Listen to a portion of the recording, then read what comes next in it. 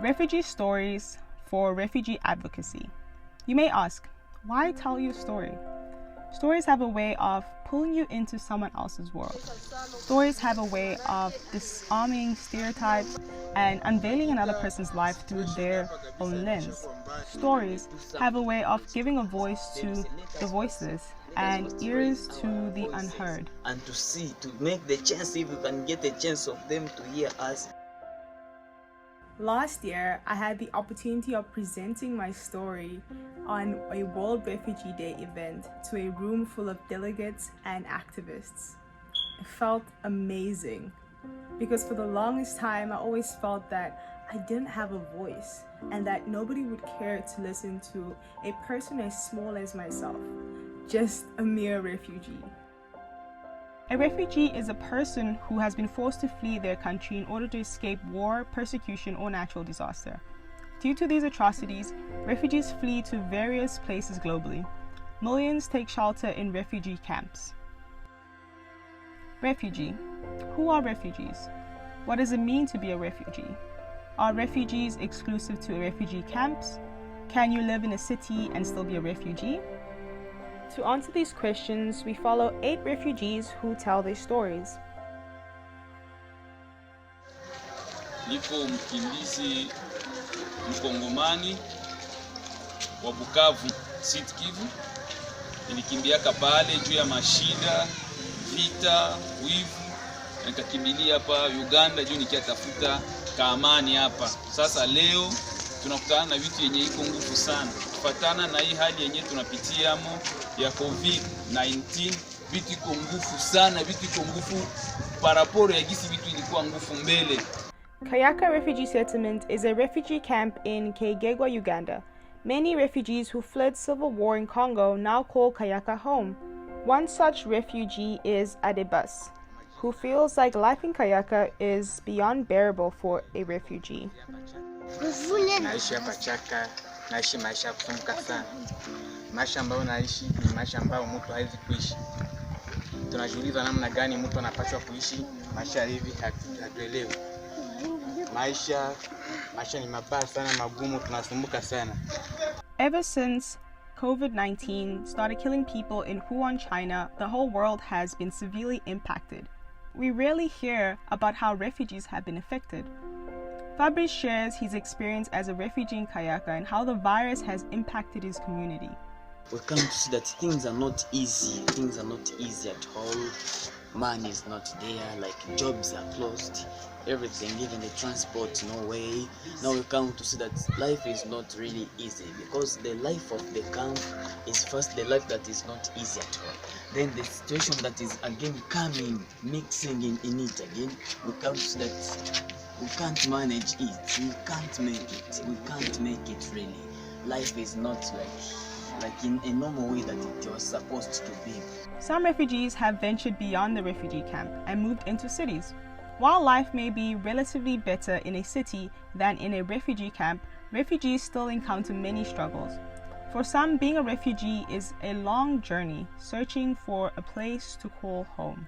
I'm from Congo DRC. I'm a refugee in South Africa.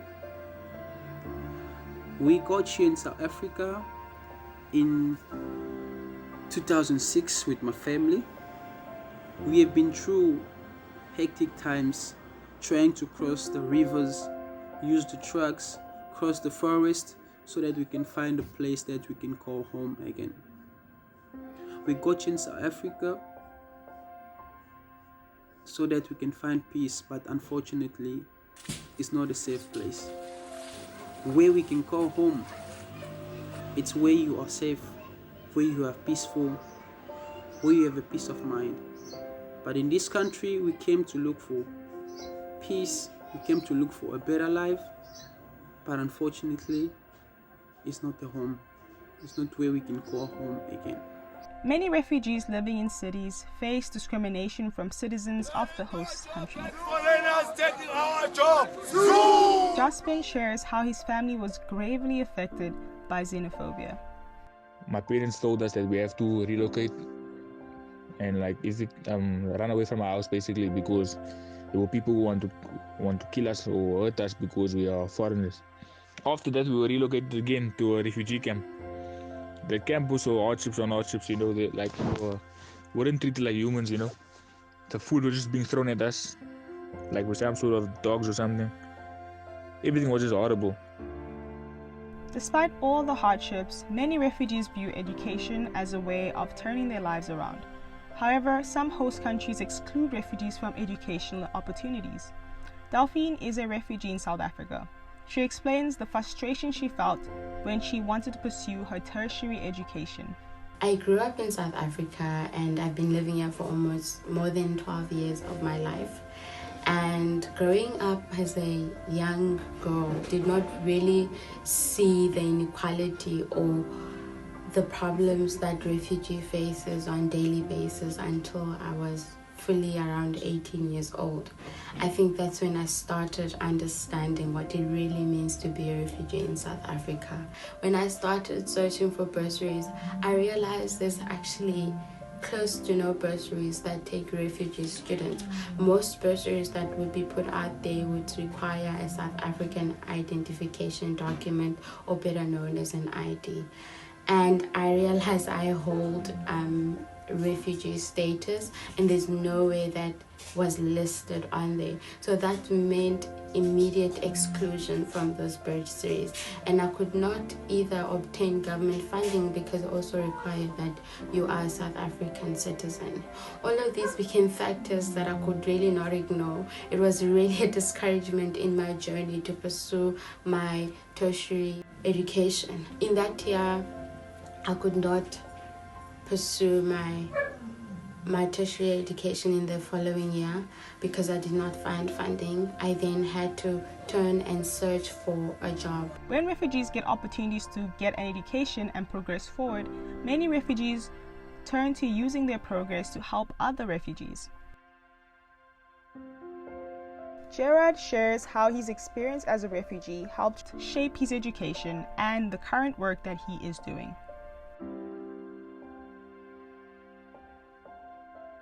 My family and I left Uvira in 1998 when the Congo Second War was ongoing, and seek shelter in Kigoma. In Kigoma, we lived in a refugee camp for a few years before my parents decided to make the journey down to South Africa, because life as a refugee in Kigoma was very challenge in terms of food, in terms of education, and there was no employment in the refugee camp. So my parents left for South Africa, believing life will be better in South Africa. But when we arrived in Cape Town, life was still a challenge in terms of clothing, in terms of some days we would go day without eating and just eating in the night. And over the past 10 years, I've been really fortunate enough with my family to live in Canada, where we were resettled as government-sponsored refugees. And over the past 10 years, I've been fortunate enough to achieve education. I hold a Bachelor's of Business Administration.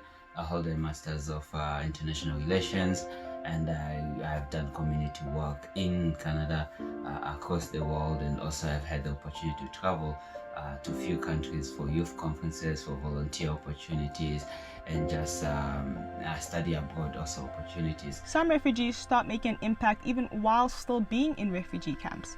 Bahati shares how he started a life-changing movement in Uganda refugee camp. I'm the co-founder of Cobros International Youth Organization to Transform Africa. The organization was started in Changwa Refugee Settlement in 2005 to address the most problems refugees were facing. The problem we're addressing is education. In 2005, we started building a primary school, and we started a project called Cobros Hoima Hostels to address education problems to various refugee children.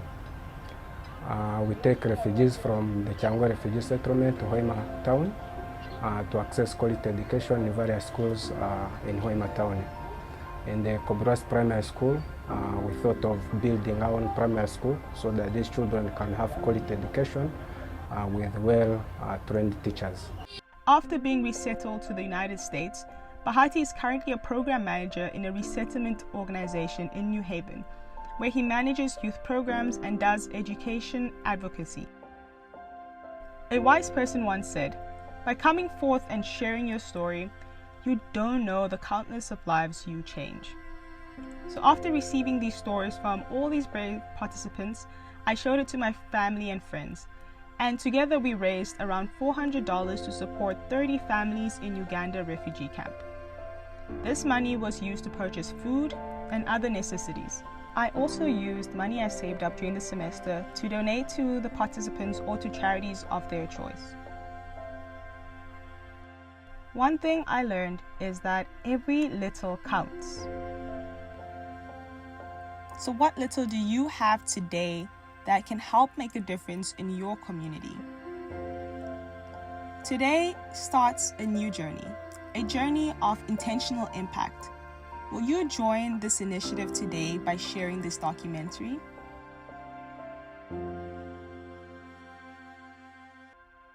Maybe as another person who's a refugee, try and be more understanding, more accommodating. A refugee is somebody that left their home because of different factors that impacted their decision.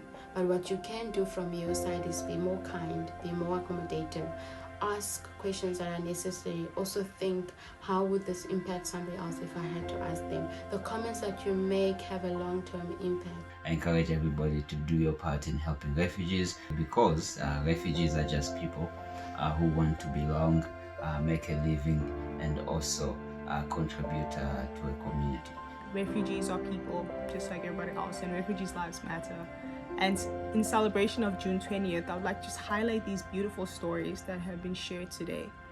Thank you to all who've shared their stories. I believe it's going to leave a lasting impact. Happy World Refugee Day 2020.